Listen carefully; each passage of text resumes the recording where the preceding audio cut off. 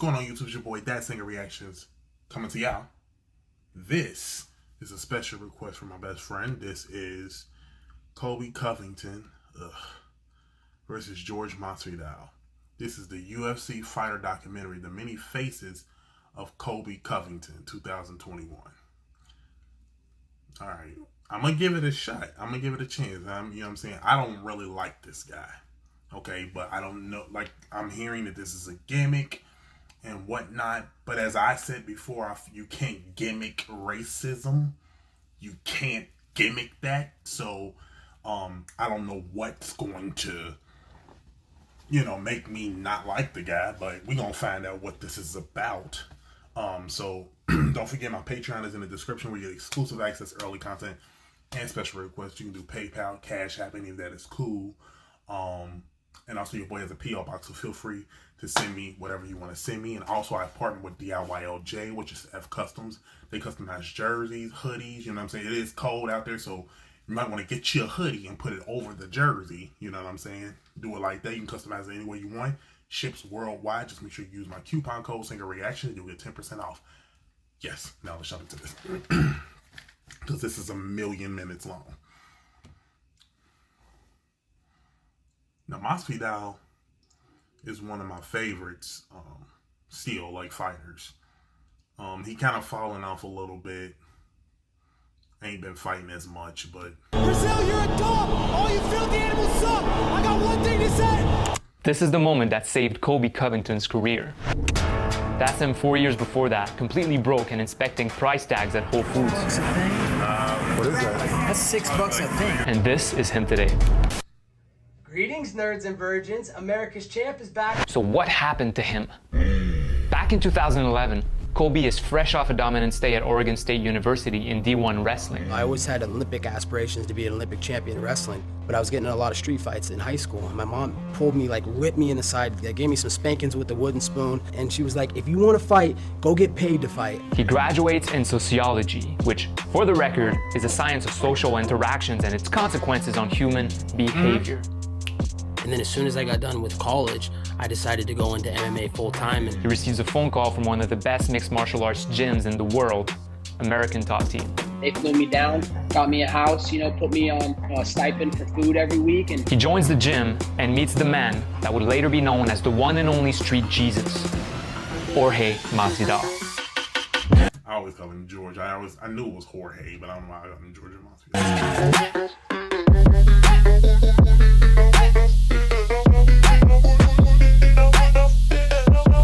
The two fighters start training together. Colby even crashes on Jorge's couch.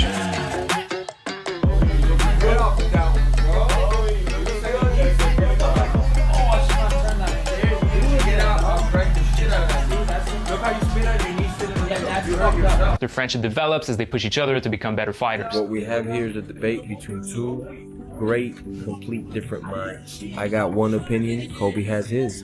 I believe you gotta be nasty in the bedroom. Nastier the better. Colby's in the complete opposite spectrum when it comes to his business in the bedroom.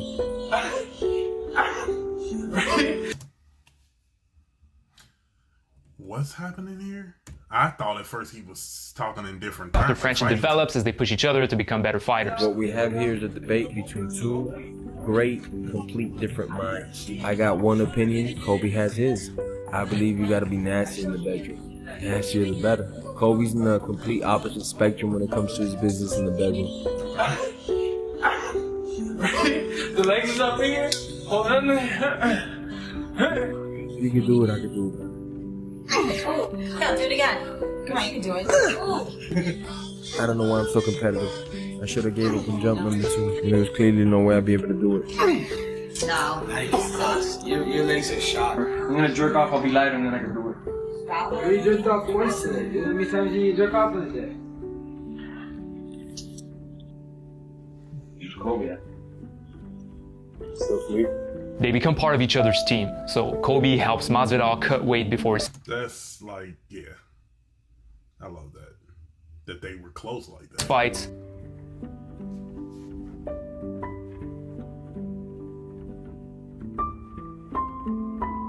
And Masvidal corners for Colby in his first few pro fights. Oh my God. And just to think they don't even like each other right now. That's crazy.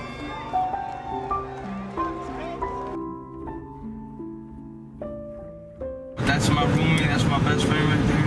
I ain't gotta worry about nobody grinding on me after I got him on me. The UFC signs Masvidal in 2013 and Colby only a year later. Yeah, I really like Colby's attitude, humble, hardworking, trains out of really top people. They start crushing the competition and they're living the dream. Nicest sweet in the palms. Yes, that's us. Fucking crazy. Colby, Division I all. So it's funny because the prick seemed more like Jorge at one point. You know what I'm saying? Like, Colby did seem more like the reserved guy. American wrestler, an excellent. Never been so excited in my life.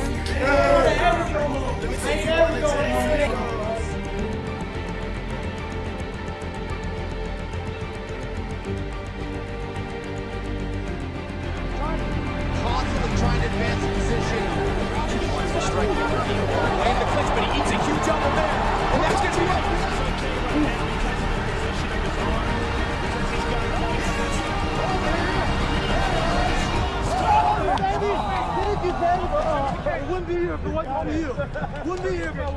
Colby loses for the first time at UFC 194. Colby. He's dropped down for it again. Orleans won 2 of his last 3 UFC fights with that guillotine. Oh, he's got it tight. He's got it tight. Colby's in big trouble. Ooh. I ain't never seen that. He held that crazy. That was a grip. He's stuck, Mike. He's Crack stuck. grip. It is all over, just like that. As a professional mixed martial artist. Exactly. Ladies and gentlemen, referee Mark Smith has called a stop to this contest. In his first 8 fights in the UFC, Colby Covington only lost once.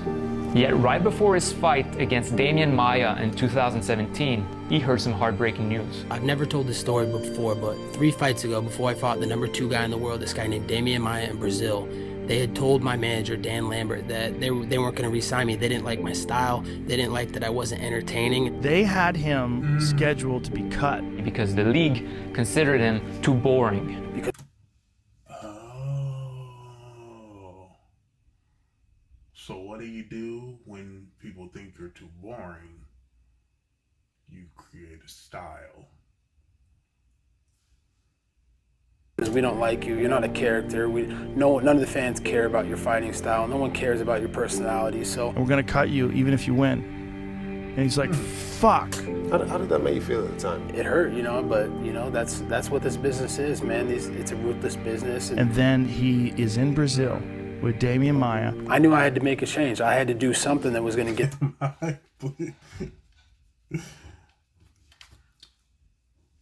I got a little bit of I feel a little sorry for this dude. He is in Brazil Didn't expect us to go like this. with Damian Maia. Like, I came in this knowing that nothing was going to crack me from not liking this dude. And then you hear this. I know my best friend was telling me that. And I'm like, yeah, but kind of hearing it out of his mouth. I knew I had to make a change. I had to do something that was going to get the fans involved. So at the edge of the precipice, Colby took the biggest risk of his life. I had to do something drastic that was going to get the fans and everybody hyped up. And he starts talking mad shit. You either die a hero or you live long enough to see yourself become the villain. And he starts, fuck you, you fucking filthy animals. In Brazil, you're a dump. Dump! All you filthy animals suck! I got one thing to say! Tyrone Woodley, I'm coming for you! If you don't answer the front door, I'm gonna knock in and I'm gonna take what's mine! That 1-3 bell! And everybody's like, what? Ah! They're going crazy. Colby Covington! Translating tonight! We ain't translating tonight, baby! All you need to know is, bring me my belt! Where you at, Tyrone Woodley? Colby Covington, my God! Everybody's like, oh, you're racist. You said Brazilians are filthy animals. I'm like, Brazil's not a race, it's a country. And they use filthy animals in Home Alone, so it's You just filthy animals. Yeah, filthy animal. Yeah. Keep the change, you filthy Filthy animal. Oh, they took that and twisted it. I could see that. Yeah, I don't think he meant it in that way. That ain't why I think that he's has racism in him. It wasn't because of that moment. I didn't even know he said that. Actually, when he said filthy animals, I kind of got Home Alone right off the top from that. Animals in Home Alone, so it's just filthy animals. Yeah, filthy animal. Yeah. Keep the change, you filthy animal. Is that Candace Owens? Of course. The first thing that came to my mind was like, oh, he's sitting with somebody black. Cool. It's Candace Owens. Brazil's not a race, you know, it's a country, and they use filthy animals in Home Alone, so it's just filthy animals. Yeah, filthy animal. Yeah. Keep the change, you filthy animal. Keep the change, you filthy animal.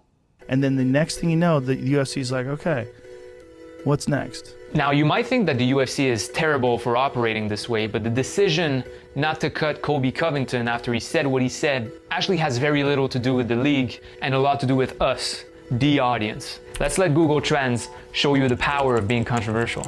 This flat line represents the search volume for Colby Covington before his arrival in the UFC. This bump in search right here is his debut in August 2014. The smaller bump right here is his second fight 3 months later. His first loss here, Jonathan Meunier, Max Griffin, and Don Hyun Kim. Now look at what happened when he insulted an entire country.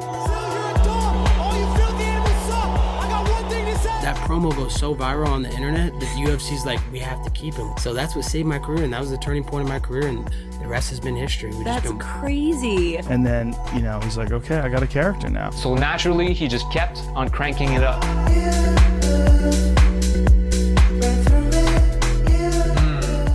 And then he starts wearing the fucking MAGA hat. Yeah. And he brings girls around for all these photo shoots. Greetings, nerds and virgins. Greetings, nerds and virgins. Greetings, nerds and virgins. Greetings, nerds and virgins. No one cares about you, Marty. You're boring, man. It's a possibility tonight. Let's do it tonight. Let's do it right now. Let's go right now. Let's go right now. GSP's a bum. He's in Canada eating poutine. I'm in America eating poutine. Dilber, lightweight. Chiesa, another lightweight. Come out of retirement, Biscuit. I'll retire you for good. Okay. Take your gauge off, bud. You look like an idiot. So just a week after the Brazil gate, his friend Masvidal actually loses a second fight in a row. And he begins what would turn out to be a 2-year break away from the octagon. So just as Colby rises to fame, Masvidal fades away. You know, I am Tyrone Woodley's father. You know, the Knicks have tarnished the legacy at Madison Square Garden. Dustin Doofus Poirier, because he's a soy boy. I don't sell out like fucking Colby Covington. He looks like he's still doing the same thing that he always does. You know, cocaine, hookers. Colby's a really bad person. He really is. Conor McGregor? All the Irish. So, what this video is basically trying to do is show us that he created this hateful character for fame. As if that's supposed to make anything less, like, I mean, it's not like once he's done fighting, he's still a prick when he's done. So hookers. Colby's a really bad person. He really is. Conor McGregor? Oh, the Irish leprechaun? Come on, man. The guy's gonna be in jail soon for women. No comments on the children or the women. I'm looking to fight Whitaker. He's a bomb. The kid with the little pubes on his face, Snake Paul. Ain't got nothing to say to Uncle Fester. And he's not gonna wrap that belt around my waist on Saturday night, I can promise you that. Good luck with that. He's a big mouth fucking idiot. I hear Colby's a really nice guy. Stop identifying as Wonder Boy. You're not a boy, you're a 40-year-old man, and you drive kids around in your little karate truck. And then Khabib, come on, man, the sheep lover. Colby's a terrible person. I've been telling you guys. Ben Askren. You said it wrong. It's Ben Askren. Is that really it? Yeah, that's the 37-year-old Napoleon Dynamite-looking virgin. That's the one who used science and test tubes these days to get kids, because he's a virgin still. But he has kids. Yeah, exactly. Science. Wait till I see you next time, Marty Fake Newsman. You're dead. You're dead. What he's done is just insult everybody and anybody, get a lot of people talking about him, and then fuck people up. It fucks with their head. But he lost twice.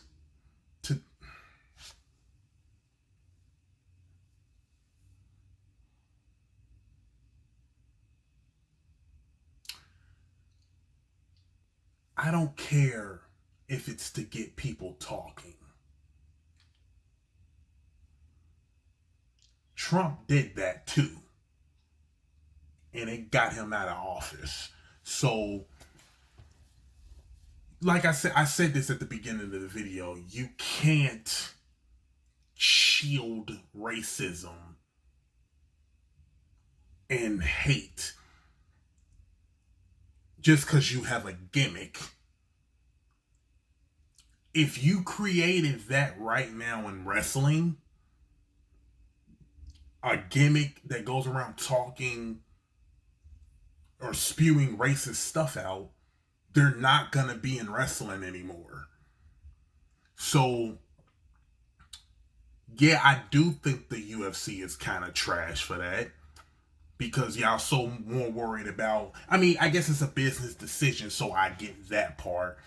But you have a guy like that walking around like that because he was born, and you couldn't figure out no other way to kind of make your life and your character more interesting than to be some kind of a racist, hateful, you know what I'm saying? Like, the hate part is okay. Okay, maybe you can be a mean guy. You know what I'm saying? F you. But the racism stuff, you started adding in your character. And sometimes people do that because that's how they really feel. You know what I'm saying? You mesh that in with your gimmick. You know what I'm saying? So, don't want to lose to this guy. They don't want to hear him talk shit. After he beats your ass, he's going to still talk shit? We're seeing as a master class in promotion and adaptation. He's a great fighter, to be fair. He's a great fighter. It's so obviously a character, but it doesn't matter. He's making it seem like he's a goof, and you don't notice along the way that this guy's stomping world-class fighters. I mean, stomping them. He's fucking amazing. Did you ever anticipate that it would get as big as this, that you would make as many headlines as you are making? I didn't think it was going to get that big. Nothing wrong with being a virgin and a nerd. And the audience hates it and loves it. So why do we as humans respond so highly to controversy? This is a valence arousal model. Here's a simplified version of it. Valence really is just a fancy way of expressing whether an emotion is positive or negative. Arousal describes whether it's high energy, meaning exciting or agitating, or low energy, like soothing or calming. The Journal of Marketing Research published a study in 2012 about what makes online content go viral. The study looked at the popularity of 7,000 articles from the New York Times, cross-comparing their virality with measurements of their valence and arousal. They found that emotions that were on the higher end of arousal were positively linked to virality, while passive emotions were negatively linked to virality. Okay. Proving that we know, we're sure. Arouses you. If it gets you in an active state, you will react, interact, discuss it, share it. You gotta make them care, whether they love you or hate you. You just don't want them to be in the middle. That's exactly what controversy induces in us, the audience. So let's take this. I'm annoyed because you didn't have to go and explain all of that. We understand what makes us mad, and what we get it. We know that stuff. Like, we understand what he's doing. That doesn't justify anything. It doesn't. Statement by Covington. We need to get control of big tech and the media. They're manipulating our kids. If you disagree with him, you're likely to fall in the upper left quadrant, experiencing a negative emotion like anger while still being aroused. If you agree with this statement, you're likely to find it amusing or perhaps even inspiring, which would place you in the upper right quadrant, positive and high arousal. No matter if you agree or not with this statement, it most likely puts you in a high arousal state. When you come on, I think it triggers people. Which translate into action, which translate into discussing, sharing, and spreading it. I'm getting people emotionally invested, and that's something that none of these other fighters can say. People love me or hate me, you will tune in to watch me, you will get a feeling from me. I guess the degree in sociology came in handy. The whole thing about this sport is how many people are going to watch you fight. It's a complicated thing for people, because they think, well, the best fighter should make the most money. And you go, yeah, but the best fighter doesn't put the most asses in the seats. It's prize fighting, but it's also entertainment. All the people that hate me, they want to see me fail and get knocked out. So let's just think about this for a second. It kind of works the same way for YouTube. I do understand that logic. The more you pander to certain audiences, the more views you'll get, the more subscribers you get. If I threw that hat on, it'd be my highest view video. If I threw a Make America Great Again hat on, it'd be my highest view video. of every last single, because number one, ain't nobody seen me do that. So if I switch that around, it'd be my highest view. So I do get that, you know what I'm saying? But if that's the case, that's what he's doing. So what we're saying is that he's pandering to the audience. He's really not like this, and you know what I'm saying? He's not really a Trump supporter, or is he really is? Like, or is he? Like, that's what I'm saying, like, or is he just pandering?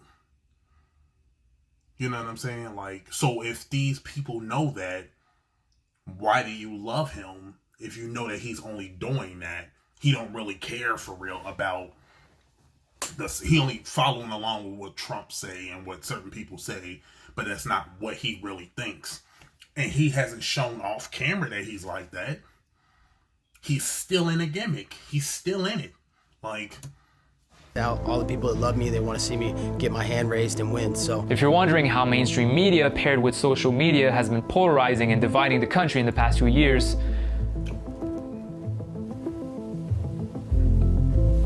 no need to look too far from there. But hey, that's for another video. Make sure you subscribe if you want to watch it. After his break from fighting, Masvidal comes back to the UFC a different man. The resurrection. He went on this reality show and it was a fucking nightmare. And it was like in the jungle, but it gave him a lot of chance to think about his life and realize that maybe some things had been holding him back. Yeah. And one thing that had been holding him back was he was trying not to lose versus trying to win. And then he just decided, look, I'm gonna fucking go for it. And he does this. Look at me, I'm about to be rich.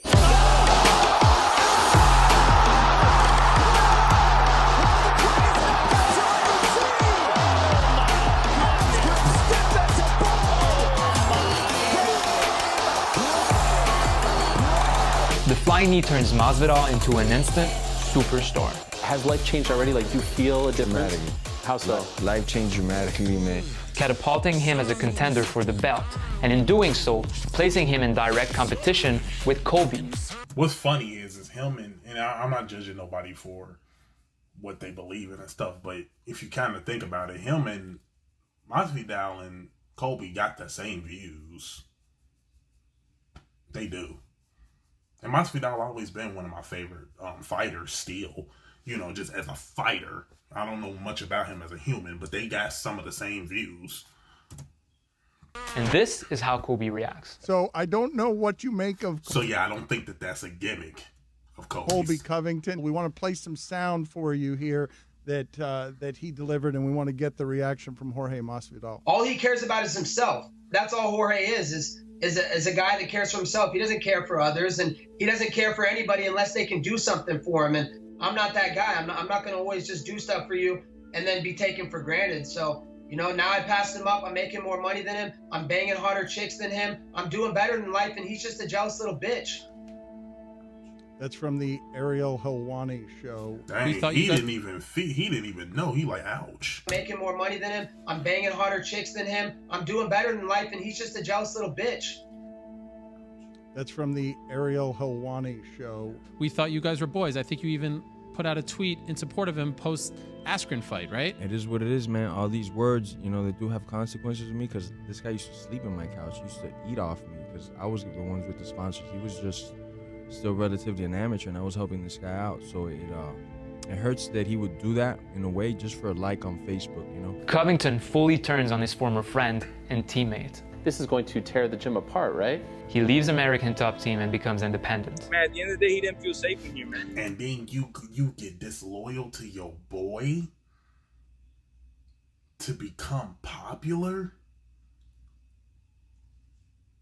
That's crazy. You couldn't find no other way to spice your image up.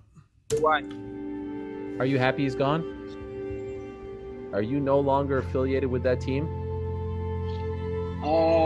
That is correct. I'm affiliated with Colby Covington Incorporated as of now. You know, I'm my own team, you know. His relationship with Masvidal really takes a dramatic turn. This makes me sad that you and Colby are beefing. Me and this individual shared a lot of memories, you know. Yeah, you guys were real friends. At some point, I would have considered us real friends. That's my roommate. That's my best friend right there. I ain't got to worry about nobody grinding on me after I got him on me. Were you ever friends? Were you ever friends back in the day? down. If you would sell out our friendship like that so quick, we never had a friendship. I just work with my buddy Jorge Masvidal. Can't thank him enough for what he did for me. My sparring partner is Jorge Masvidal, my best friend. I train with him a lot, so. We were both broke, plotting on the world of how we were gonna make our money and our stake in this world, and our dreams are not falling into plan. Like, we hung out a lot, like, you know, we lived together, but it was a one-way street. He was just using me for his training camps. I thought we had a friendship, but I could see from your end to mine, we were never cool, man. You were just using me or whatever the hell, you know, sleeping on my couch. I'm not your teammate. I'm not your roommate, George. Now I'm just your daddy. I'm surprised he acts this way, you know, like a punk. I mean, I don't care if I lose friends, because just like I always say, I'm not here to make friends. I'm here to make money. Because I know who he is in real life. He's not this this character he's trying to be in real life, that he's a sex symbol or that he doesn't have no feelings or nothing. He's actually quite the opposite, you know. But at the end of the day, and I might get shit for this, you're a really good person. You go back home to Springfield, Oregon, you sit down with the kids from the high school wrestling and spend time with them and give your time to all those kids. Thank you. Awesome. Nice to meet you, Can I ask you something real quick? Yeah. Any advice? Or For like the up-and-coming fighter? Yeah. Just you gotta commit your whole life to it, you know? And you gotta make the sacrifices daily, you know? Yeah, so it's like, I mean, I've been... So, Colby is showing basically that UFC is, you have to really just not, you don't have nothing to lose when you think the way he does. UFC is his life. Fighting is his entire life. And that means if he has to stump over, what, I don't know, family, friends, to get ahead, he'll do it. Problem is he's not the #1 guy in UFC. Usman is. But I've been training since I was 17, but like, you know, it's just some advice from you know. You truly love it, it's your passion, bro. Yeah, it is, man. You'll find a way. Just believe in yourself. Never stop believing, my brother. Thanks, man. Actually, I appreciate that, man. I don't know. I know you could live your life the way you want, but I think you should show this side of you more, the real humble, like, you know? I know a lot of people see that. That's not what's up. Yeah, but hey, man, it's more likable, I can tell you that much. Yeah, man. All right, good luck, man. God bless you, man. God bless you. I talked to a number of his teammates, the ones that you don't hear in the media. They have great things to say. Hardest worker in the room, great attitude, inspires, shows up motivated. How does Colby Covington become the UFC's supervillain? Yeah, through a lot of hard work, man. A lot of deception. Although I don't personally support any of the things he said or his methods, it's hard not to feel inspired by someone who's willing to put so much on the line only to get to his goals. I had a dream when I was a little kid to be a world champion as a wrestler and fighter, and I never gave up on those dreams. I worked hard for it every single day. He was a hard-working guy who just went out there and fought his ass off. But I get it. No matter how he did it, I don't even agree with how he did it. I think it's trash. But he made it doing that. He made it doing that. Like, he got to where he wanted to be doing that.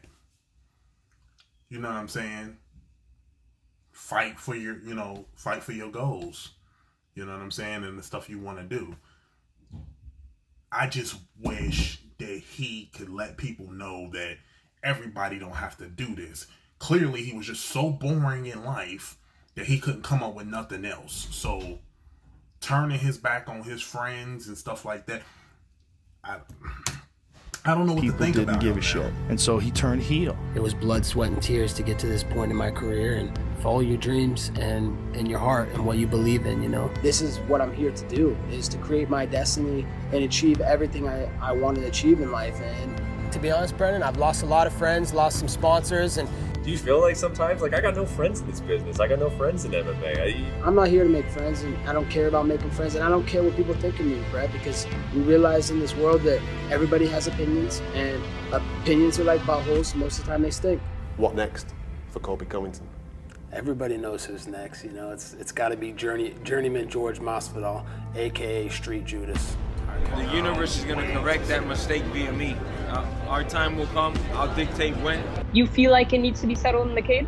Yeah, absolutely. I do feel like it needs to be settled in the cage. If we don't fight in the cage, for sure, if I ever see him in the streets, we will fight. You know, the truth is Jorge Masvidal is a piece of shit father. He's a piece of shit fighter, and I hope I get to expose him in front of the whole world soon. I'm curious to hear what you think.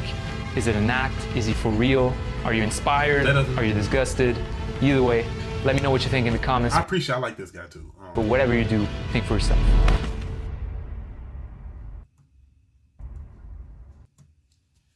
It's not okay. It's not like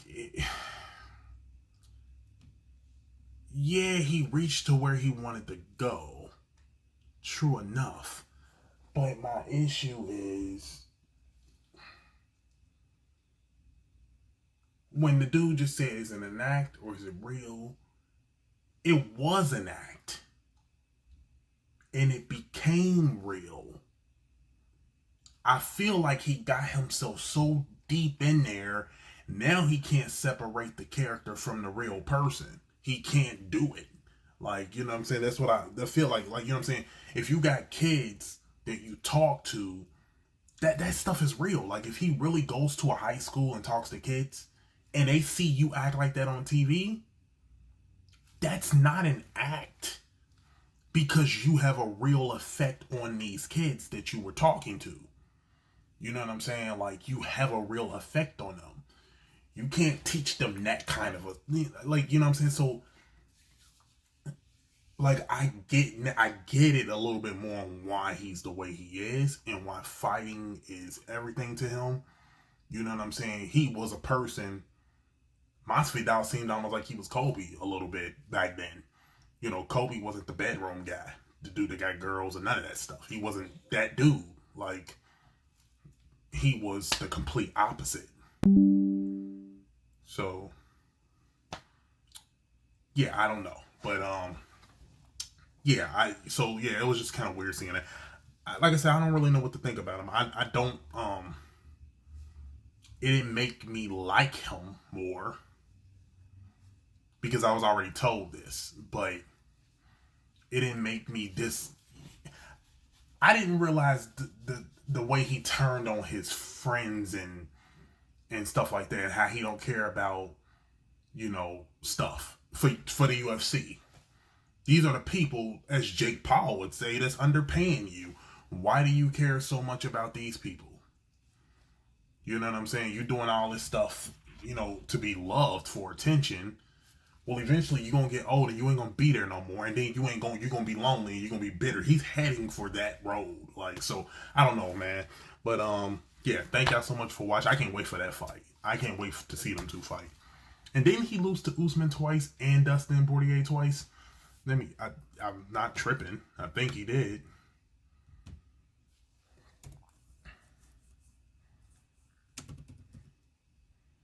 I could be wrong. I think I remember seeing. No, he lost to Usman twice. I'm gonna see the dark side of Dustin too. I'm gonna see that one too.